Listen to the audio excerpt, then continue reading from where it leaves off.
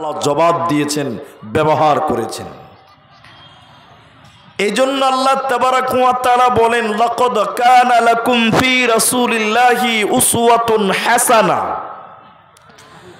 মুহাম্মাদুর রাসূলুল্লাহ সাল্লাল্লাহু আলাইহি সাল্লাম তোমাদের জন্য উসওয়ায়ে হাসানা, উত্তম আদর্শ, তোমাদের জন্য উত্তম আইডল, তোমাদের জন্য উত্তম আইকন মুহাম্মাদুর রাসূলুল্লাহ সাল্লাল্লাহু আলাইহি সাল্লাম। এজন্য আল্লাহ সুবহানাহু ওয়া তাআলা মুহাম্মাদুর রাসূলুল্লাহকে আমাদের জন্য আদর্শ রূপে তিনাকে প্রেরণ করেছিলেন। পৃথিবীর মানুষ আপনি আমি যেন নবীজির আদর্শকে নিজের মধ্যে গ্রহণ করতে পারি, নিজের জীবনে বাস্তবায়ন করতে পারি, নিজের জীবনে যেন তা অতিবাহিত করতে পারি, এটুকু আমাদের মৌলিক লক্ষ্য বা উদ্দেশ্য রাখা দরকার বা উচিত। আল্লাহ তাবারাক ওয়া তাআলা অন্য জায়গাতে বলেছেন, ওয়ালাকাদ বাআসনা ফি কুল্লি উম্মাতির রাসূলান আন ইবুদুল্লাহ ওয়াজতানিবুত তাগুত। আমি যুগে যুগে কালে কালে নবী এবং রাসূলদেরকে প্রেরণ করেছি, পাঠিয়েছি। কেন? আন ইবুদুল্লাহ, তাদের কাজ হলো তারা মানুষকে আল্লাহর দিকে ডাকবে, রবের দিকে ডাকবে। ওয়াজতানিবুত তাগুত, এবং শয়তানি কাজ ও কর্ম থেকে বাধা প্রদান করবে, তাগুতি ফাহিসা কাজ থেকে বাধা প্রদান করবে। এর জন্য আমি নবী এবং রাসূলগণদেরকে প্রেরণ করেছিলাম, পাঠিয়েছিলাম। তাহলে নবী রাসূলগণ মানুষকে আল্লাহর দিকে আহ্বান করার জন্য এসেছে। আমাদের নবীকে আল্লাহ আমাদের আদর্শ রূপে আমাদের আল্লাহর দিকে, জান্নাতের দিকে আহ্বান করার জন্য রাসূল সাল্লাল্লাহু আলাইহি সাল্লামের পৃথিবীতে আগমন ঘটেছে। প্রতিটি কাজে, প্রতিটি ক্ষেত্রে রাসূল সাল্লাল্লাহু আলাইহি সাল্লামের আদর্শ আমাদের মধ্যে বাস্তবায়ন করতে হবে। পায়ের চুল থেকে, পায়ের নখ থেকে মাথার চুল পর্যন্ত প্রতিটা অঙ্গ প্রত্যঙ্গে রাসূল সাল্লাল্লাহু আলাইহি সাল্লামের আদর্শ যদি আমরা নিয়ে আসতে পারি, তাহলে আমরা ইহকালে লাভবান হব, পরকালেও আমরা কামিয়াব হব। আল্লাহ সুবহানাহু ওয়া তাআলা সূরা আল ইমরান আল্লাহ সুবহানাহু ওয়া তাআলা 31 নম্বর আয়াতে আল্লাহ তাবারাক ওয়া তাআলা বলছেন কি, শুনেন। বিসমিল্লাহির রহমানির রহিম। কুল ইন কুনতুম তুহিব্বুনাল্লাহ ফাত্তাবিউনি ইউহিব্বুকুমুল্লাহ। কুল, আল্লাহ বলছেন নবী আপনি বলুন, হে রাসূল আপনি বলে দেন পৃথিবীর লোকদেরকে, আল্লাহ নবীকে আদেশ করছেন তুমি তোমার উম্মতদেরকে বলে দাও, আমার বান্দাদেরকে বলে দাও, ইন কুনতুম তুহিব্বুনাল্লাহ, তারা যদি আল্লাহকে ভালোবাসতে চায়, আল্লাহর ভালোবাসা পেতে চায়, তাহলে তুমি তাদেরকে বলে দাও ফাত্তাবিউনি, তারা যেন আপনি নবীর ইত্তেবা করে। আল্লাহ বলেন নবী হে তুমি বলে দাও, আল্লাহর ভালোবাসা পেতে গেলে, রবের ভালোবাসার পাত্র হতে গেলে ফাত্তাবিউনি, তারা যেন নবীকে মেনে নেয়, আপনাকে তারা যেন মেনে নেয়। তারা যদি আপনি নবীকে মেনে নেয়, তাহলে কি হবে শুনে নাও, ইউহিব্বুকুমুল্লাহ, আমি আল্লাহ তাদেরকে ভালোবাসবো। শুধু আমি আল্লাহ তাদেরকে ভালোবাসবো তাই নয়, যদি তারা নবীকে মেনে নেয়, আমরা মানুষেরা যদি নবীজিকে মেনে নিতে পারে, আদর্শ রূপে নবীজির আদর্শ মোতাবিক চলতে পারি, আল্লাহ নিজেই বললেন ইউহিব্বুকুমুল্লাহ, আল্লাহ তাদেরকে ভালোবাসবে। শুধু ভালোবাসবে না, ওয়াগফির লাকুম যুনুবাকুম, আল্লাহ তাদের জীবনের গুনাহকে মার্জনা করবে।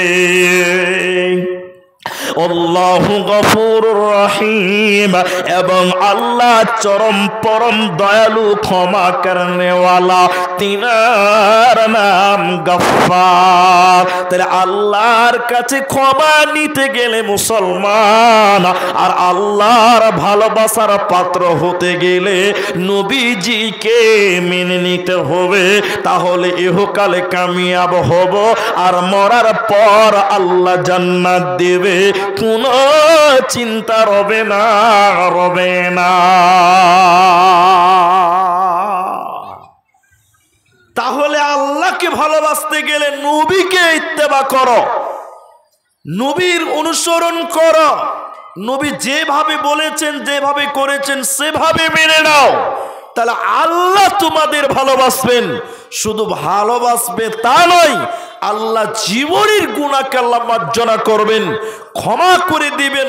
আল্লাহু গফুরুর রহিম, এবং আল্লাহ অতি ক্ষমাশীল, বড়ই ক্ষমা করনেওয়ালা, অতি দয়ালু। এজন্য মুসলমান তুমি আল্লাহকে ইবাদত করো রসুলের মতন করে, রসুলের মতন করে করলে আল্লাহ তোমাকে ক্ষমা করে দিবে। সুবহানাল্লাহ। শুধু তাই নয়, শুধু তাই নয়, ওই সিন্দিকের উপরে দেন, আর ওই ভাইকে চেয়ার দিয়ে দেন, তাহলে হয়ে যাবে। ওইটা ওখানে রাখেন। হ্যাঁ হ্যাঁ, বাস। আর এই ভাই বসার জায়গায় চেয়ার দিয়ে দেন। তাহলে আল্লাহর কাছে ক্ষমা নিতে গেলে নবীর ইত্তেবা করা, নবীর অনুসরণ করা, নবীজির তরিকা অবলম্বন করা, তাহলে আল্লাহ মানুষকে পছন্দ করেন এবং আল্লাহ মানুষকে ক্ষমাও করে দেন। সুবহানাল্লাহ। যে সে কথা নয়। শুধু তাই নয়, পরকালেও নবীকে মানলে লাভ আছে। হাদিসটি সেই বুখারীতে ৭২৮০ নম্বর হাদিস। হাদিসের রাবি হযরতে আবু হুরায়রা। চাঁদমণির তো আর মুসলমান একটু নজর দৃষ্টিপাত করবেন, কর্ণপাত করে শুনবেন। নবী বলেন, কুল্লু উম্মতি, আমার যত উম্মত, ইয়াদখুলুনাল জান্নাতা, সবাই জান্নাতে যাবে। ইয়া রাসূলুল্লাহ, সবাই যদি জান্নাতে যায় তো জাহান্নাম যাবে কে? বিশ্ব নবী বলেন, কুল্লু উম্মতি, আমার প্রতিটা উম্মত, ইয়াদখুলুনাল জান্নাতা, সবাই জান্নাতে যাবে, সবাইকে জান্নাত দেওয়া হবে। ইল্লা মান আবা, তবে যারা অস্বীকার করেছে, যারা আবা, ওরা কিন্তু জান্নাতে যাবে না। ইল্লা মান আবা, যারা অস্বীকার করেছেন আল্লাহ এবং রাসূলকে, এক কথায় যারা আবা অস্বীকার করলো, ওরা জান্নাতে যাবে না। বাকি আমার যত উম্মত আছে, নবী বলেছেন ইয়াদখুলুনাল জান্নাতা, সবাইকে জান্নাত দেওয়া হবে। সাহাবীরা থাকতে না পেরে বলেন, কিলা ইয়া রাসূলুল্লাহি ওয়া মান ইয়াবা, নবী গো, আবাকে কে জাহান্নাম যাবে? বাকি সবাই জান্নাতে যাবে। জাহান্নামী লোকটাকে, কোন লোককে জাহান্নাম দেওয়া হবে আপনি বলুন? বিশ্ব নবী বলেন, ক্বালা মান আতাআনি দাখালাল জান্নাহ, যারা আমি নবীর ইতাআত করবে তারা জান্নাতে যাবে।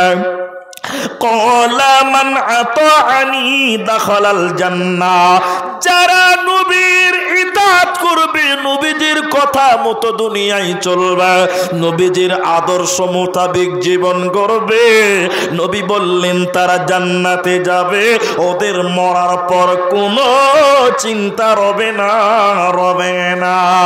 ওমান আসানি ফাকাদ আবা, আর যারা অবাধ্য, নবীর কথা মতো দুনিয়া গড়ল না, রাসূলের তরিকা অবলম্বন করল না, নবীজিকে আদর্শ রূপে মানল না, এদেরকে জাহান্নাম দেওয়া হবে। আর যারা নবীজির তরিকায় জীবন গড়বে, আল্লাহ তাদেরকে জান্নাতে দেবে, ওদের কোনো চিন্তা রবে না, রবে না, রবে না। যদি কোরআন হাদিস না মানি জীবনে,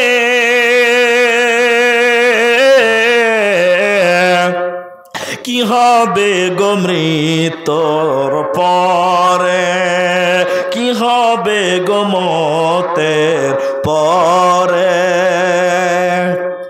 চার মাযহাবকে ফরজ জেনেছি, এক মাযহাবের আমল করেছি।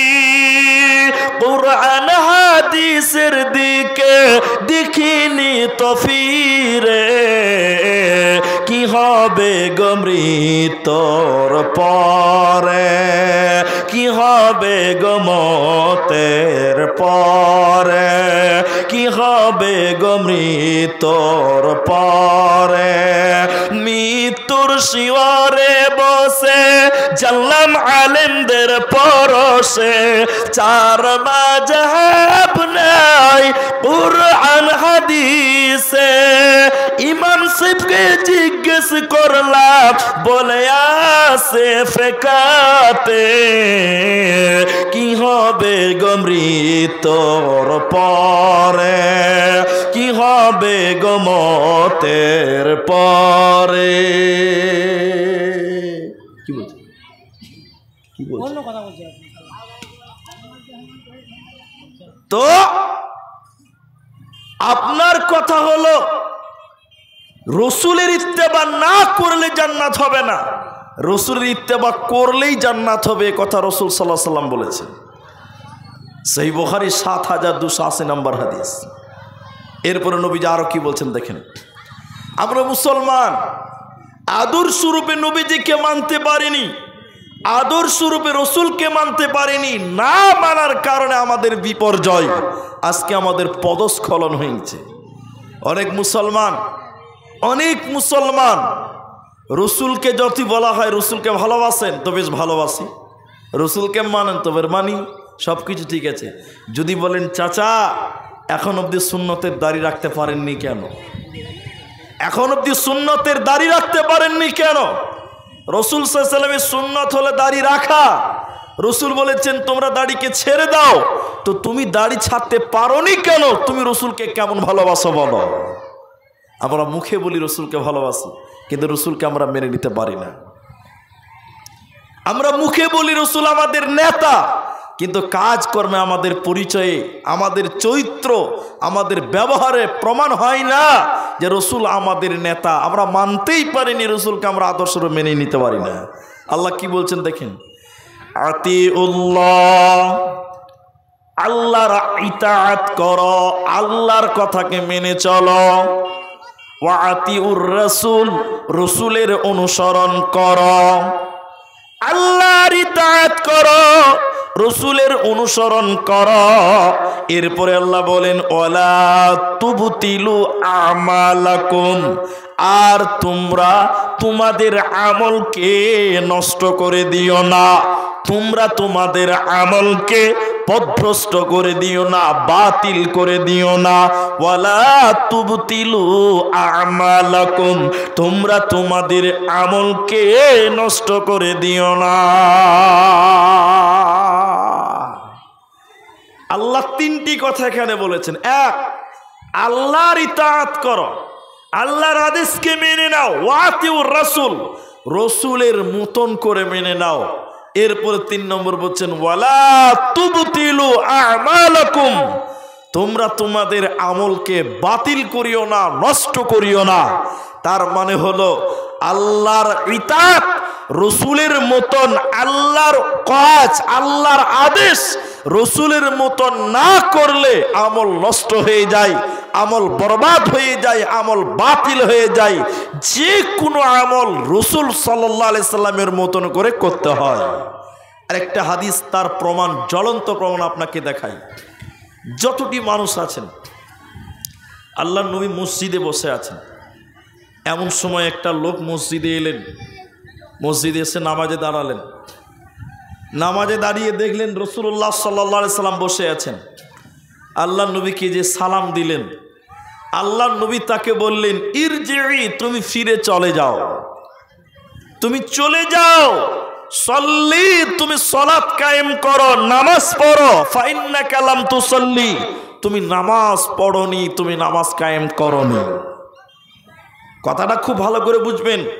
লোকটা মসজিদে এলো, নামাজ পড়লো, এরপরে রসুলকে সালাম দিল, অথচ রসুল সালামের উত্তর দিয়ে বললেন ফিরে চলে যাও, তুমি নামাজ পড়ো, তুমি নামাজই পড়নি। লোকটা তো নামাজ পড়েই সালাম দিল। লোকটা আবার চলে গেলেন রসুলের কথা শুনে, যে নবী যখন বলছে পড়তে আবার পড়ি। লোকটা দ্বিতীয়বার আবার নামাজ পড়লেন, নামাজ পড়ে আবার রসুলকে সালাম দিলেন। আল্লাহ রসুল সালামের জবাব দিলেন, দিয়ে আবার বলছেন ইরজিই, ফিরে চলে যাও, সল্লি, তুমি সালাত কায়েম করো, ফাইন্নাকা লাম তুসাল্লি, তুমি নামাজই পড়নি, তুমি সালাত কায়েম করনি। আশ্চর্য কথা, লোকটা দুইবার নামাজ পড়লেন, নবী বললেন তুমি নামাজই পড়নি। আবার লোকটা নামাজ পড়লেন, তিনবার নামাজ পড়লেন, রসুলকে যে সালাম দিলেন, নবী এবার উত্তর দিয়ে বললেন ফিরে চলে যাও, নামাজ কায়েম করো, নামাজ পড়ো, তুমি নামাজ পড়নি। এরপর লোকটা থাকতে না পেরে বলছেন আল্লাহর নবী, এর চাইতে ভালো করে নামাজ আমি পড়তে জানি না, তো কিভাবে নামাজ পড়তে হবে ওটা আপনি আমাকে শিখিয়ে দেন, কিভাবে নামাজ পড়তে হয় এটা আমাকে শিখিয়ে দেন। আপনি যদি বুঝতে পারেন হাদিসটা তাহলে যথেষ্ট, না বুঝতে পারলে গন্ডগোল। আল্লাহর নবী যদি বলতেন যে তুমি নামাজ পড়ছো খুব একটা ভালো হচ্ছে না, তাহলে আপনি আমি বুঝতাম যে না, তাহলে কিছু নেকি পাবে, তাহলে বুঝতাম কি কিছু নেকি পাওয়া যাবে। আল্লাহর নবী বলছেন তুমি নামাজ পড়নি, তার মানে নামাজ আল্লাহর কাছে কবুলই হয়নি, আল্লাহর কাছে পৌঁছায়নি। তার মানে রসুলের মতন করে যদি নামাজ না পড়ে যায়, রসুলের মতন করে যদি নামাজ না পড়া যায়, এই নামাজ আল্লাহ কবুল করবে না। এটা শুধুমাত্র আপনাকে উপমা দিলাম। যে কোনো ইবাদত, যে কোনো ইবাদত, যে কোনো ইবাদত করবেন রসুল সাল্লাল্লাহু আলাইহি সাল্লামের মতন করে করতে হবে, অন্যথায় এটা ইবাদত বলে গণ্য হবে না, বরং এটা হয়ে যাবে বিদআ, এটা হবে গোমরাহি, এটা হবে পথভ্রষ্ট।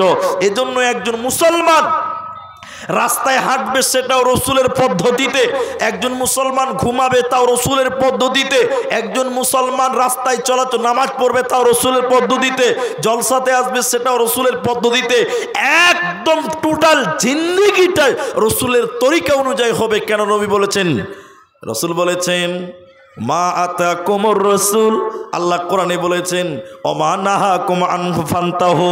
আল্লাহ তাবারাক ওয়া তাআলা বলছেন মুহাম্মদ সাল্লাল্লাহু আলাইহি সাল্লাম তোমাদেরকে যা আদেশ করেছেন তা তোমরা গ্রহণ করো। মুহাম্মদুর রাসূলুল্লাহ তোমাদের যা আদেশ করেছেন তা তোমরা মেনে নাও, আর তিনি তোমাদেরকে যা বাধা প্রদান করেছে তা থেকে তোমরা বেঁচে থাকো। কেন কেন মুহাম্মদুর রাসূলুল্লাহ নিজের থেকে কোনো কথা বলতেন না। কোরআন অন্য জায়গায় রাসূল বলেছেন মা ইয়ান্তিকু আনিল হাওয়া ইন হুয়া ইল্লা ওয়াহয়ু ইউহা। মুহাম্মদুর রাসূলুল্লাহ নিজের থেকে কিছুই বলেন না, যা আল্লাহ ওহী নাজিল করেন সেটাই বলেন। এজন্য আল্লাহ তাবারাক ওয়া তাআলা বলেন ওমা আতাকুমুর রাসূলু ফাখুযুহু ওমা নাহাকুম আনহু ফান্তাহু। মুহাম্মদ সাল্লাল্লাহু আলাইহি ওয়াসাল্লাম তোমাদেরকে যা দিয়েছে তা গ্রহণ করো, তিনি তোমাদের থেকে যা বাধা প্রদান করেছে তা থেকে তোমরা বেঁচে থাকো, তা থেকে তোমরা বিরত থাকো। কারণ মুহাম্মদ সাল্লাল্লাহু আলাইহি ওয়াসাল্লাম সবই আল্লাহর কথা বলতেন। যদি না মেনে নেন বিপর্যয় পৃথিবীতে আসবে। রসুলকে না মানলে বিপদ পৃথিবীতেই হবে, বিপর্যয় পৃথিবীতে আসবে। তার জ্বলন্ত প্রমাণ আপনাকে দেখাই উহুদের মাঠ। উহুদের ময়দানে আল্লাহর নবী সাল্লাল্লাহু আলাইহি সাল্লাম 50 জন সাহাবীকে বলেছিলেন, 50 জন সাহাবীকে রাসূল সাল্লাল্লাহু আলাইহি সাল্লাম বলেছিলেন তোমরা পাহাড়ের উপরে থাকবে, এই উহুদ পাহাড়ের উপরেই তোমরা থাকবে, ততক্ষণ পর্যন্ত তোমরা পাহাড় থেকে নেমে আসবে না যতক্ষণ পর্যন্ত আমি নবী তোমাদের অনুমতি না দিব। আল্লাহ নবী বললেন আমরা যদি যুদ্ধে জয় হয়ে যাই, আমরা যদি জিহাদে বিজয় হয়ে যাই, আমরা যদি জিহাদে কামিয়াব হয়ে যাই, তারপরেও তোমরা পাহাড় থেকে নামবে না। সবই কমিয়ে দিলে আমি কি শুনবো? তাহলে বক্স এদিকে দাও, তো এদিকে দাও দুটা, এদিকে মাগ ঘুরিয়ে দাও, যাও এদিকে আওয়াজ আসে না যে এদিকে বক্স দাও, তাহলে এদিকে বক্স দাও, ফিডব্যাক দাও এদিকে, আমাকে ফিডব্যাক না দিলে কি করে হবে?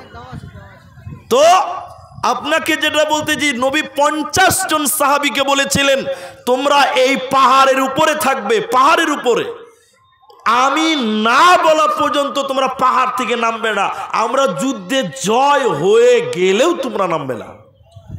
তো ঠিক আছে, উহুদের ময়দানে নেমে গেল। উহুদের ময়দানে লড়াই চলছে, যুদ্ধ চলতে চলতে চলতে চলতে এক পর্যায়ে দেখা গেল যে মুসলমানদের জয় একদম কাছাকাছি, মুসলমানদের বিজয় একদম সংকীর্ণ, মানে বিজয় হবহু হয়ে গেছে, এরকম সিচুয়েশন মুসলমানদের। তখন ওই 50 জন সাহাবী বলছেন, খানকা এই পাহাড়ে দাঁড়িয়ে থেকে লাভ আছে?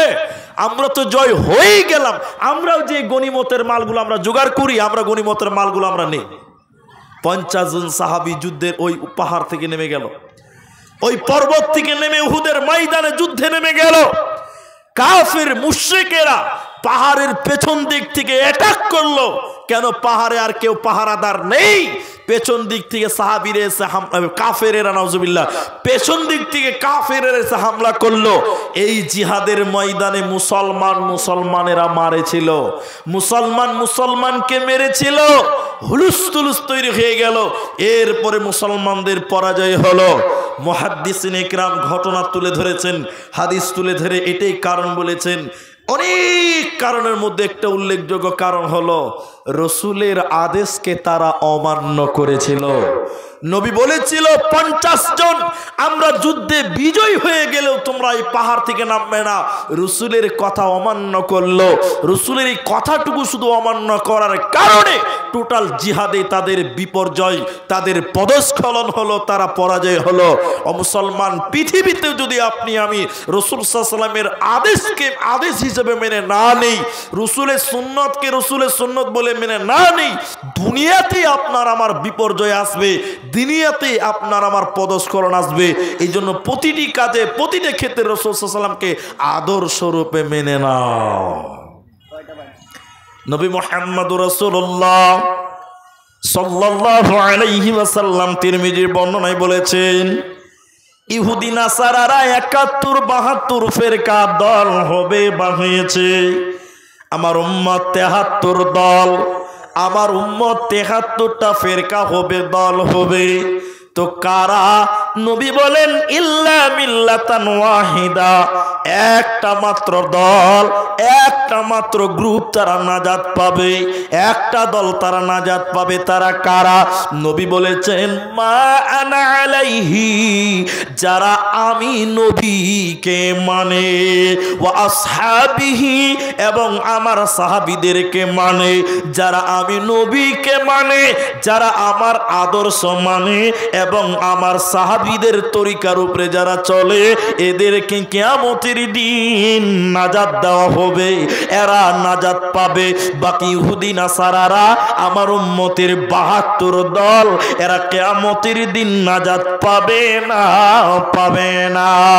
আল্লাহ তাবারাক ওয়া তাআলা সূরা বাকারা সূরা নাম্বার 2 পারা নাম্বার 2 রুকু নাম্বার 21 লাইন নাম্বার 12 আয়াত নাম্বার 177 এর মিডল পয়েন্ট আল্লাহ বলেন ওয়ান নবীয়্যিন, নবীদের উপরে তোমরা ঈমান আনো। আমার যত নবী রাসূল পৃথিবীতে এসেছে তাদের উপরে তোমরা ঈমান আনো। তারা তোমাদেরকে যেটা দিয়েছে ওইটাকে তোমরা নিজেদের আদর্শ রূপে গ্রহণ করে না। আর আজকের মুসলমান, আমাদের মুসলমানেরা আজকে আমরা রসুলের আদর্শ মানি না। আমরা মানি কাকে? আমরা দুনিয়াতে মানি কাকে? যারা দুনিয়াতে স্টার হয়েছে, যারা দুনিয়াতে আপনার কিনা সেলিব্রিটি, যারা দুনিয়াতে নায়ক, যারা দুনিয়াতে আপনার কিনা গায়ক, এদেরকে আমরা আদর্শ রূপে মানি। আল্লাহ নবী এই জন্যই বড় আফসোস করে বলেছেন, মুস্তাওয়ারদ ইবনে সাদ্দাদ রাদিয়াল্লাহু তাআলা আনহু তিনি বলছেন, আমার উম্মত পূর্ববর্তী জাতিদেরকে, ইহুদি নাসারাদেরকে পদে পদে পদে পদে অনুসরণ করবে ইহুদি নাসারাদেরকে। অন্য জায়গায় রাসূল আরো বলেছেন যে ইহুদি এবং নাসারা তারা যদি সাপের গর্তে যায়, ইহুদি খ্রিস্টানেরা যদি সাপের গর্তে যায়, আমার উম্মত সাপের গর্তেই ঢুকবে। মানে আমার উম্মত ইহুদি নাসারাদেরকে পদে পদে পদে পদে অনুসরণ করবে। তারা নবীজির আদর্শ মানবে না, তারা রসুলের তরিকা মোতাবেক চলবে না, ইহুদি খ্রিস্টানদের কালচার গ্রহণ করে নেবে। এজন্য মুসলমানদের বিয়ে দেখেন খ্রিস্টানদের মতন, মুশরিকদের মতন। মুসলমানদের ছেলেদের আদর্শ হলো ইহুদিদের মতন, মুসলমানদের পরিবার হয়েছে নাসারাদের মতন। রাসূল সাল্লাল্লাহু আলাইহি সাল্লামের মতন তরিকায় আমরা চলতে পারি না। কেন? আপনাকে আমি এইটুকু বুঝাতে চেয়ে আপনাকে একটা কথা বলছি।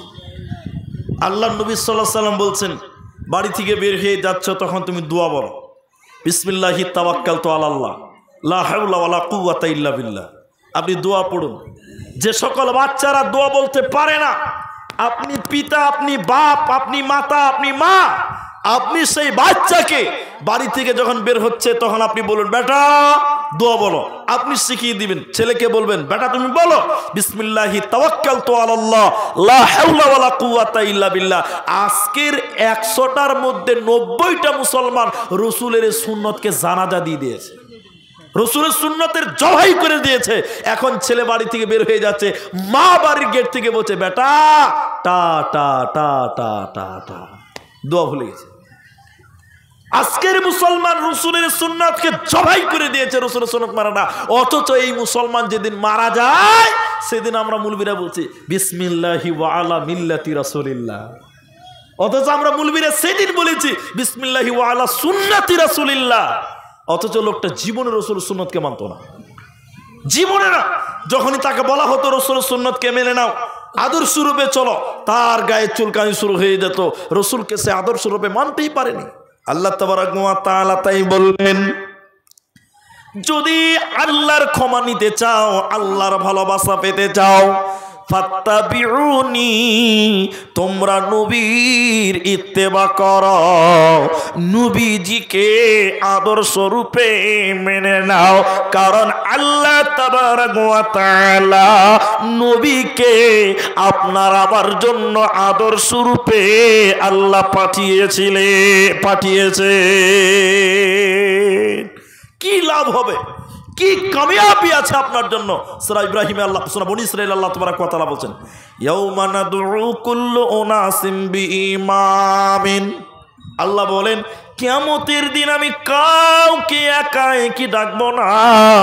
যে যাকে মানবে, যাকে ইমাম হিসাবে মানবে, নেতা হিসাবে মানবে, আদর্শ রূপে মানবে, ওর সাথে তার বিচার হবে। চাঁদমুড়ির মুসলমান, দুনিয়াতে কাকে নেতা মেনেছো? কোন নেতার পিছনে ধরেছো? কার আদর্শ তুমি নিয়েছো? কোন পার্টির আদর্শ মোতাবেক চলেছো? তোমার বিচার তার সাথেই হবে, তোমার বিচার তার সাথেই হবে। আর আপনি আমি যদি নবী মুহাম্মদুর রাসূলুল্লাহ সাল্লাল্লাহু আলাইহি সাল্লামের সুন্নাহ, রসুলকে আদর্শ, রসুলকে নেতা হিসাবে, রসুলের পদ্ধতিতে যদি জীবন করতে পারি, আল্লাহ বলছেন যে যাকে মানবে, যাকে নেতা হিসাবে তার সঙ্গে বিচার হবে। তাহলে আপনার আমার বিচার হবে নবী মুহাম্মদুর রাসূলুল্লাহ সাল্লাল্লাহু আলাইহি ওয়াসাল্লামের সঙ্গে। ও মুসলমান, এই জন্য রসুল সাল্লাল্লাহু আলাইহি ওয়াসাল্লামের তরিকা, রসুল সাল্লাল্লাহু আলাইহি ওয়াসাল্লামের সুন্নতকে সঙ্গে নিয়ে জীবন করো, আরো লাভবান হবেন। একটা লোক নবীজির কাছে এসে বললেন, ইয়া রাসূলুল্লাহ, একটা লোক নবীর কাছে এসে বললেন, ইয়া রাসূলুল্লাহ, কিয়ামত কবে হবে? নবী গো, কিয়ামত কখন হবে? আসমান জমিন কখন ভাঙবে? নবী বলেন, তুমি কিয়ামতের জন্য কি প্রস্তুতি নিয়েছো, প্রিপারেশন নিয়েছো, তুমি বলো। লোকটা বলেন, ইয়া রাসূলুল্লাহ, আমি আল্লাহ এবং আল্লাহর নবীকে বেশি ভালোবাসি, আল্লাহ এবং আল্লাহ রসুলকে ভালোবাসি। নবী বলেন, যে যাকে ভালোবাসবে তার সঙ্গে তার বিচার হবে, তার সাথে তার হাসর হবে, তার সাথে তার বিচার হবে। রসুলকে মানলে আরো লাভবান হবেন। এক একটা লাভবান আপনাকে আর 2-4টা শোনাই, আমার সময় সাথ দেবে না আমার সঙ্গে। নবী বললেন, শোনো, কিয়ামতের দিন কারো হাতে ডান হাতে গ্লাস, কারো থাকবে বাঁ হাতে, কারো আমলনামা ডান হাতে, কারো থাকবে বাঁ হাতে। নবীজি হাউজে কাউসারের মালিক আল্লাহ দিয়েছেন, ইন্না আ'তাইনা কাল কাউসার, হে নবী আপনাকে আমি কাউসার দান করে দিয়েছি, আল্লাহ দিয়ে দিয়েছে। তো নবীকে আল্লাহ কাউসারের মালিক দিয়েছে। কিয়ামতের দিন জান্নাতে যখন জান্নাতীরা যাবে, রসুলের কাছে কাউসারের পানি পান করতে করতে যেতে হবে। কাউসারের পানি পান করবে, তারপরে জান্নাত যাবে। তো যে লোকটা কোনোদিন রসুলকে মানল না, জীবনেও রসুলের তরিকায় চলল না, আদর্শ রূপে নবীজিকে মানল না, এই লোকটা কি করে নবীর কাছে পানি পান করবে? নবীজি তখন তাড়ি দেবেন, সহকান সহকান লিমান গায়রা মিন দিন, ছি ছি করে ছাই ছাই করে তাড়িয়ে দিবে। অতএব যে লোকটা নবীকে মানবে না, রসুলের তরিকায় জীবন গড়বে না, আদর্শ রূপে নবীজিকে মেনে নেবে না, এই লোককে হাউজে কাউসারের পানি দেবে না, জান্নাতেও যেতে পারবে না, পারবে না। অতএব হাউজে কাউসারের পানি নিতে গেলে, রসুলের কাছে পানি খেতে গেলে, তাহলে দুনিয়াতে রসুলকে তোমার বন্ধু আদর্শ রূপে মেনে নাও। প্রেম করবেন কার সঙ্গে? আল্লাহ সূরা তওবাতে বলেছেন, আহাব্বা ইলাইকুম মিনাল্লাহি ওয়া রাসূলিহি, এক নম্বর আল্লাহকে ভালোবাসো, আল্লাহর সঙ্গে প্রেম করো, ওয়া রাসূলি এবং নবীজির সঙ্গে প্রেম করো। কেন? পরকালেও নবী তোমার সাথ দিবে, তোমার সঙ্গে হবে, পরকালেও তোমার সঙ্গী হবে, তোমার সাথ হবে, তোমার সাথী হবে নবী মুহাম্মদুর রাসূলুল্লাহ, এবং আল্লাহ তোমার সাথী হতে পারে। এজন্য আল্লাহর সঙ্গে প্রেম করো, রসুলের সঙ্গে প্রেম করো। এর মানে হলো রসুলকে আমি মেনে নেন, আপনি মেনে নেন, আমি মেনে নেই, তাহলে পরকালে নবী আমাদের উপকারে আসবে। আল্লাহ কোরআনে বলেছেন সূরা আয়াতুল কুরসিতে, সূরা বাকারার আয়াতুল কুরসির ভিতর আল্লাহ বলছেন, মান যাল্লাযী ইয়াশফাউ, কে তোমাদের জন্য সুপারিশ করবে? ও মুসলমান, একবার চিন্তা ভাবনা করো, কে তোমার জন্য উপকারে আসবে, কে তোমার জন্য সুপারিশ করবে? কেউ তোমার সুপারিশ করবে না। একজন ব্যক্তিকে আল্লাহ অনুমতি দিবেন, তিনি হলেন আপনার আমার প্রিয় বন্ধু, তিনি হলেন আপনার আমার বন্ধু, তিনি হলেন নবী মুহাম্মদুর রাসূলুল্লাহ সাল্লাল্লাহু আলাইহি সাল্লাম। কার পেছনে ঘুরছেন ভাই? কার পেছনে আপনি সময় বের করছেন? কাকে নিয়ে আপনি ব্যস্ত হয়েছেন? আপনি ভুলে গেছেন আল্লাহ আপনার জন্য মডেল তৈরি করেছেন মুহাম্মদ সাল্লাল্লাহু আলাইহি সাল্লামকে। একবারও চিন্তা করতে পারেননি, একবারও আপনি ভাবনা চিন্তা করেননি। কত আফসোস। আল্লাহ কি বলছেন? আতিউল্লাহ ওয়া আতিউর রাসূল, আল্লাহর ইতাআত করো, নবীজির আনুগত্য করো। তবে তারপরে বলছে ওয়া উলিল আমরি মিনকুম, তোমাদের মধ্যে উলিল আমর যারা রয়েছে, শিক্ষিত ইমানদার যারা রয়েছে, যারা কোরআন হাদিস বুঝে, যারা কোরআন হাদিসের জ্ঞান রাখে, অর্থাৎ উলামায়ে ইকরাম, মুহাদ্দিস মুফাসসির ইকরাম, তাদের কথা তোমরা মেনে নাও। তবে আল্লাহর কথা, নবীজির কথা উলামাদের কাছ থেকে নিতে গিয়ে যদি দেখো মতবিরোধ আছে, ইখতিলাফ আছে, মতনৈক্য আছে, তা আল্লাহ বলছে ফাইন তানাযাতুম ফি শাইইন ফারুদ্দুহু ইলাল্লাহ, তখন আর তাদেরকে মানতে হবে না, আল্লাহর দিকে তোমরা ফিরে চলো, ওয়ার রাসূলি এবং রসুলের দিকে তোমরা মুখ ফিরিয়ে নাও। আল্লাহর দিকে ফিরে চলো, রসুলের দিকে ফিরে চলো। তাহলে রসুলকে মানা, আল্লাহর আদেশকে মানা, রসুলকে রসুলের মতন করে মেনে নাও, আল্লাহর আদেশকে কামিয়াব হবেন। নবীজি তাদেরকে নাকচ করে দিয়েছেন। এক লম্বা হাদিসের সারমর্ম আপনার কাছে তুলে ধরছি। সহিহ বুখারীতে আপনার কিতাবুন নিকার প্রথম হাদিসটা দেখেন। আল্লাহ নবী বলছেন, এই হাদিসটা শুনেন তাহলে কিছু বুঝতে পারবেন। কি?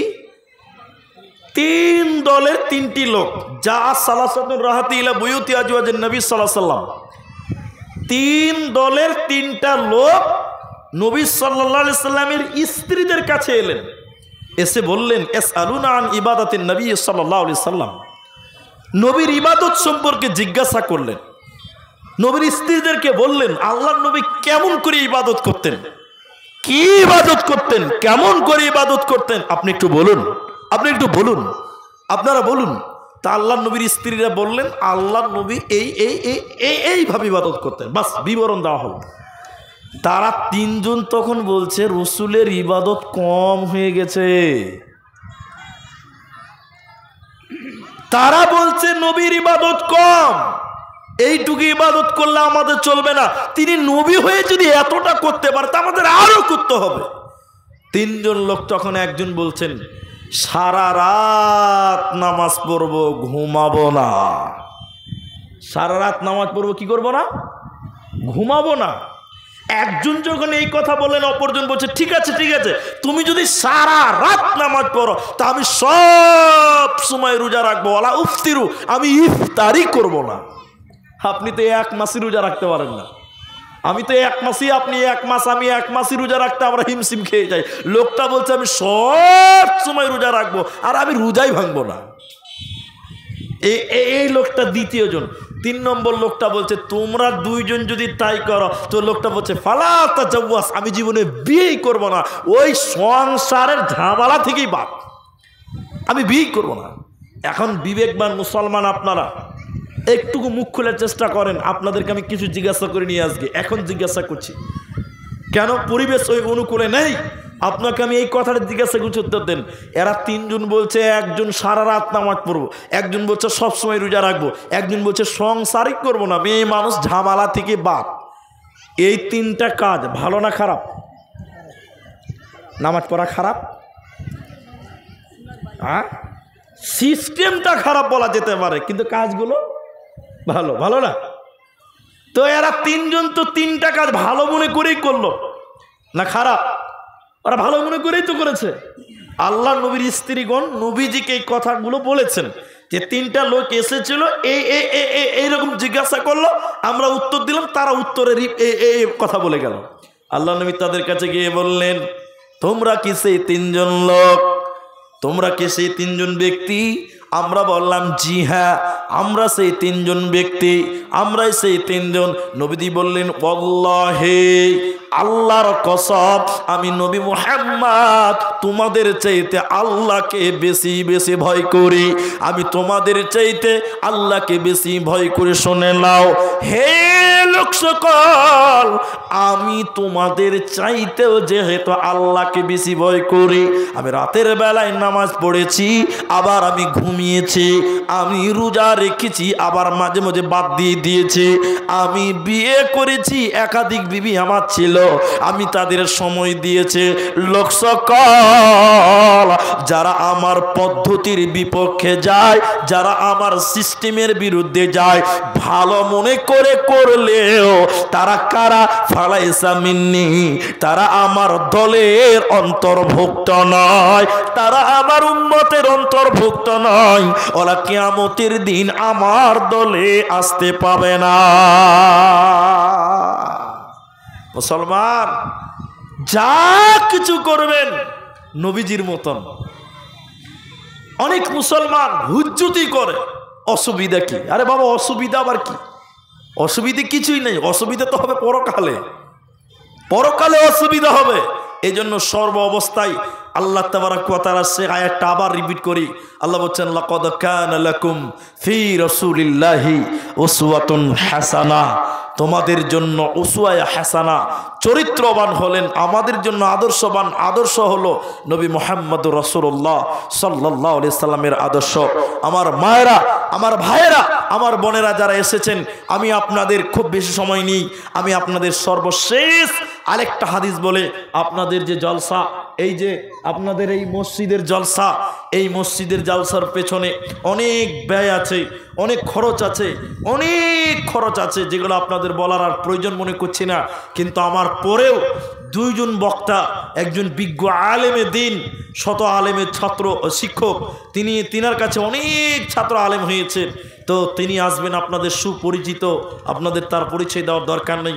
আরেকজন বর্তমান সময়ে তরুণ, আমাদের সমবয়স কম বেশি হবে, তরুণ বক্তা, তিনিও আসবেন, যা আপনারা দেখতে পাচ্ছেন সময়ে যে তিনি কোন লেভেলে আছে বর্তমান। ব্রাদার রুহুল আমিন মুর্শিদাবাদ আসবেন, সময় সাথ দেবে না। একটা কথা বলে আপনাদের দুইটি জিনিস বুঝাতে চাইব। মনে রাখবেন, কাউকে অপমান করে নয়, কাউকে কষ্ট দিতে যেয়ে নয়। মনে রাখবেন আল্লাহ সুবহানাহু ওয়া তাআলা, আল্লাহ তাবারাক ওয়া তাআলার এত সুন্দর সৃষ্টি, আর এই সুন্দর সৃষ্টিকে পরিচালিত করার জন্য, আদর্শবান করার জন্য, আদর্শ শিক্ষা দেওয়ার জন্যই নবীজিকে আল্লাহ পাঠিয়েছিলেন। আমাদের নবীর আসার তিনি যে কত আদর্শ দিয়ে গেছেন, কত সিস্টেম শিখিয়ে দিয়ে গেছেন, যা মানুষের কল্যাণে লাগবে, যা মানুষের উপকারে লাগবে, চলতে বলতে আপনি অবাক হয়ে যাবেন। নবীজি বলেছেন মুসলমানের প্রতি মুসলমানের 5টা হক, যে হকগুলো সব মানুষের সঙ্গে সম্পৃক্ত, একজনের উপকার হবে, আরেকজনের কাছ থেকে উপকার পাবে। তাহলে এগুলো মানুষের জন্য আদর্শ। নবীজিকে জিজ্ঞাসা করলেন, হে নবী মুহাম্মদ, সবচেয়ে উত্তম আমল কি, উত্তম কাজ কি ইসলামের মধ্যে? নবীজি বলেন, তুতইমুত তাআম, ক্ষুধার্তকে অন্ন দান করা। সমাজে যেন কেউ না খেয়ে থাকে, সমাজে যেন কেউ খেতে না পায়, এমন না হয়, সবাই খাবে, সবাই যেন খেয়ে থাকে। দেখেন নবীজির চিন্তা ভাবনা কত কঠিন, কত সুন্দর। নবীজি বললেন, তুতইমুত তাআম, ক্ষুধার্তকে অন্ন দাও, তাকরাউস সালাম, মানুষকে সালাম দাও, আলা মান আরাফতা ওয়া মান লাম তারিফ, তুমি যাকে চেনো তাকেও সালাম দাও, তুমি যাকে চেনো না তাকেও সালাম দাও। রসুলের আদর্শ যদি আপনি মেনে নিতে পারেন, আপনি ইহকালে কামিয়াব, পরকালে কামিয়াব। আর ইসলামের যে সুন্দর আদর্শ, অন্য কোন ধর্মে, আমি কোন ধর্মকে অপমান করে নয়, অন্য কোন ধর্মে এত সুন্দর আদর্শ নাই। কোন আদর্শ? কোন আদর্শ? আপনাকে একটা গুগল থেকে একটা ঘটনা শোনাই, আপনার ঈমান চাঙ্গা হবে। একটা মেয়ে ইসলাম কবুল করেছে, একটা মেয়ে ইসলাম কবুল করেছে, তিনি ওয়েবসাইটে লিখে দিয়েছেন, আমি নিজে পড়েছি। মেয়েটা ইসলাম কবুল করার পর সাংবাদিক এরকম মাইক নিয়ে বলেছেন যে, তোমাকে ইসলামের কি এমন ভালো লাগলো, তুমি ইসলামের কি এমন ভালো জিনিস দেখলে যে যার কারণে তুমি তোমার হিন্দু ধর্ম ছেড়ে তুমি ইসলাম ধর্মে গেলে, কেন বলো? মেয়েটা তখন বলেছিলেন, আমি কোনো ধর্মকে অপমান করছি না, আল্লাহর কসম, সত্য ঘটনাটা আপনাকে আমি গুগল থেকে দেখিয়ে দিতে পারবো।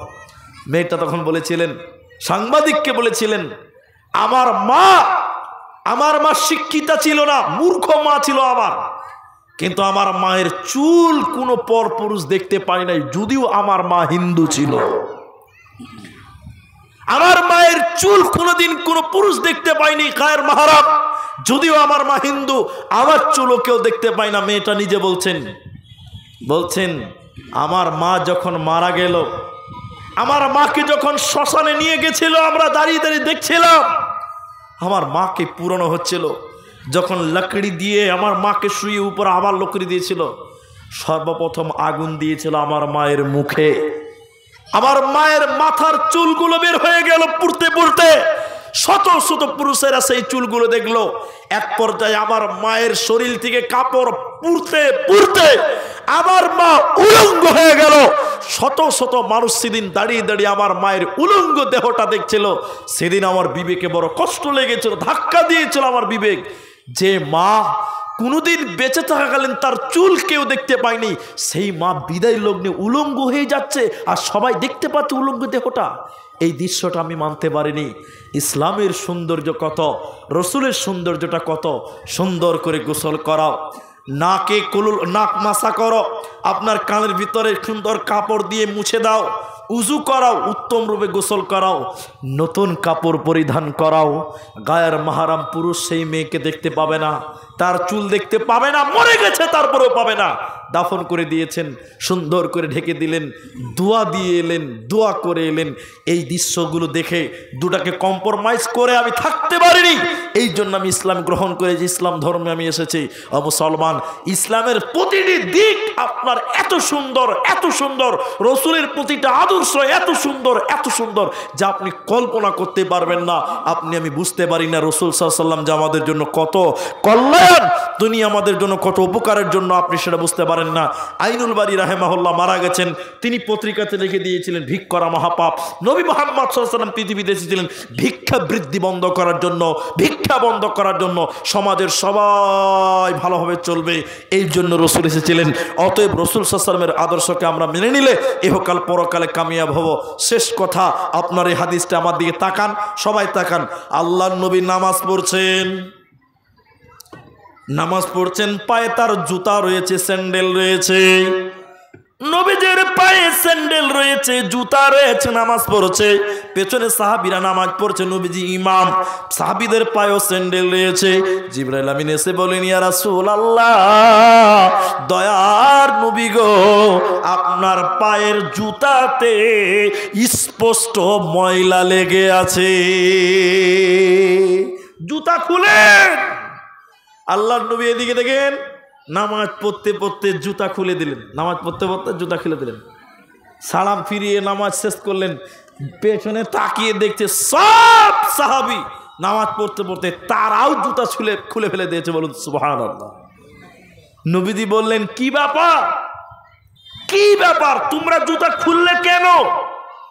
তো বলছে আপনি খুলেছেন তাই। নবী বললেন, আরে আমার পায়ে জুতার নিচে ময়লা লেগে আছে স্পষ্ট, জিবরাইল আমাকে খুলতে বলেছে তাই খুলেছে, তোমরা খুললে কেন? বলছে হুজুর আপনি খুলেছেন তাই আমরা খুলেছি। বলা লাগেনি, নবী যা করেছে তাই তারা মেনে নিয়েছে। সুবহানাল্লাহ কি কালকে বলবেন? হ্যাঁ, বলা লাগেনি, যা দেখেছে তাই করেছে। সুবহানাল্লাহ। এজন্য নবী বলতেন সাহাবীদের অবস্থা হলো ক্বালু সামি'না ওয়া আতা'না, শুনতেন, শোনার সঙ্গে সঙ্গে মানতেন। দেখে আমরা মানতে পারি কি পারি না। আমার ভাইয়েরা, যে মসজিদের জালসা আমরা দিয়েছি, জালসায় এসেছি, তিনটি কথার মধ্যে গুরুত্বপূর্ণ একটি কথা বললাম আপনাকে, রাসূল সাল্লাল্লাহু আলাইহি ওয়াসাল্লামকে মেনে নিতে পারলে দুনিয়াতে ক্ষমা পাবেন, আল্লাহ আপনাকে ভালোবাসবেন, আল্লাহ আপনাকে রহম করবেন, আল্লাহ আপনার কল্যাণ করবেন। শুনলেন, আমরা যারা বাপ হারিয়েছি, মা হারিয়েছি, অনেক কিছু আমরা করেছি তাদের জন্য। আজকের দিনে আপনাকে একটা কথা বলে দিই, যারা আমরা অনেক এতিম আছি, অনেক মা হারা বাপ হারা সন্তান আছি, আজকের জন্য আপনাদের একটাই ওসিয়ত, একটাই করণীয় আপনাদেরকে বলবো, সন্তান যদি নেক দোয়া করে মা বাপের জন্য, আল্লাহর নবী বলছেন সেই দোয়া কবরে পৌঁছায়, মা বাপের কবরে পৌঁছে যায়। এজন্য মা বাপের জন্য একটু দোয়া করবেন, সময় বের করুন, সময় বের করতে হবে। আও ওয়ালাদুন সালেহুন, নেক সন্তান যদি মা বাপের জন্য দোয়া করে, এই দোয়া স্বয়ং আল্লাহ কবুল করে কবরে পৌঁছে যায়, দোয়া করবেন। দুই, বাপ মা আত্মীয় স্বজন যারা মারা গেছে তাদের জন্য বেশি বেশি করে দান করবেন, সাদকা করবেন, দান করবেন। দান এত গুরুত্বপূর্ণ ইবাদত যা আপনাকে বুঝাতে পারবো না। শুনলেন, বাপ মারা গেছে, আপনজন মারা গেছে, আপনি তার জন্য যদি সারা রাত নফল নামাজ পড়েন, আপনি তার কবরের আযাবকে বন্ধ করতে পারবেন না। সারাদিন রোজা রেখেছেন, বাপ মা মারা গেছে, তাদের কবর আযাব বন্ধ করতে পারবেন না। কিন্তু নবী বলেছেন, কেউ যদি মৃত ব্যক্তির জন্য, হতে পারে বাবা মা দাদু দাদি নানা নানি, কেউ যদি মৃত ব্যক্তির জন্য দান করে, দান করার সঙ্গে সঙ্গে কবরের শাস্তিকে আল্লাহ বন্ধ করে দেয়। বলুন সুবহানাল্লাহ। দান করার সাথে সাথে কবরের শাস্তি বন্ধ হয়ে যায়। এটা একটা ব্যতিক্রম ইবাদত। বলে কেমন? বলে আগুন জ্বলছে, আগুনে যদি পানি ঢেলে দেওয়া হয়, সঙ্গে সঙ্গে পানি যেমন নিভে যায়, আগুন যেমন নিভে যায় পানি দেওয়ার সঙ্গে সঙ্গে, কবরে আযাব হচ্ছে, শাস্তি হচ্ছে। ওই ব্যক্তির জন্য দান সাদকা করার সঙ্গে সঙ্গে কবরের শাস্তি বন্ধ হয়, কবরের আযাব বন্ধ হয়ে যায়। আমার ভাইয়েরা, আমার বাবা জীবনেরা যারা উপস্থিত আছেন, আমি আপনাদের দিনী ভাই হয়ে এটুকু রিকোয়েস্ট করব, আজকের মসজিদের জালসা, এই মসজিদের জন্য আপনারা অনেক সন্তান আছেন যাদের মা নাই, বাবা নাই, অনেক আপনজন কবরে চলে গেছে, অনেকের দাদু নাই, অনেকের ভাই নাই, অনেকের স্বামী মারা গেছে, অনেকের স্ত্রী মারা গেছে। আল্লাহর বান্দা এক একজন করে আপনারা একটু উঠে আসুন। এই তাদের জন্য আজকে ওলামায়ে কেরাম আছেন, বিজ্ঞ আলেমেরা আসবেন, তাদের কাছ থেকে দোয়া নেবেন। আমরা নগণ্য বান্দা আপনাদের দিনী ভাই এসেছি আপনাদের জন্য, মৃত ব্যক্তিদের জন্য, মাইয়াতদের জন্য দোয়া করব। আল মাইয়াতু কাল গারিব, আজকে মরে গেলে কালকে প্রতীক। আপনার মা বাপ আপনার দিকে তাকিয়ে থাকে, আপনার দিকে তাকিয়েছে যে হয়তো আমার ছেলেটা কিছু আজকে আমার জন্য দান করবে। দান করার সঙ্গে সঙ্গে কবরের বিপদ আপদ দূর করে যায়। আজকে যারা উপস্থিত আছেন ভাইজান, এই জলসাটার পেছনে অনেক খরচ আছে, অনেক টাকার দরকার, অনেক অর্থের দরকার আছে। যারা আছেন এইখান থেকে একজন মানুষ আপনারা উঠুন, এইরকম দুজন মানুষ, একজন মানুষ, পাঁচজন মানুষ, এরকম যারা যতটুকু সম্বলের মধ্যে আছেন, কেউ বলবেন 10,000 টাকা, কেউ বলবেন 5,000 টাকা, কেউ বলবেন 2,000 টাকা, কেউ বলবেন 1,000 টাকা। এই মসজিদটা বানাবার জন্য, এই মসজিদের উন্নয়নের জন্য আপনারা দানের হাত প্রশস্ত করবেন। আমার ভাইজানেরা, এইখানে যারা আছেন একটা একটু করে উঠা আসুন, একজন একজন করে দান করুন। আমি আপনাদের জন্য একটু দোয়া দিয়ে আপনাদের পরবর্তী মেহমান স্টেজ আসবে, তার জন্যই এত হাঁকাবাঁকা, তিনার জন্যই এত তাড়াহুড়া করা হচ্ছে, অন্যথায় এত তাড়াহুড়া হতো না। কারণ তিনি একটা টাইম নিয়ে চলে, ওই টাইমের ভিতরে তাকে দিতে হবে। আপনারা যারা আছেন ভাইজান, এই মসজিদটা বানাবার জন্য, মা বাবার জন্য, নেই কোন আল্লাহর বান্দা 5,000 টাকা এই মসজিদে দান করবেন এমন একটা লোক হাত তুলুন। 5,000 টাকা দিবেন। আপনি 5,000 টাকা দিবেন, 2,000 টাকা দিবেন, 1,000 টাকা দিবেন। যারা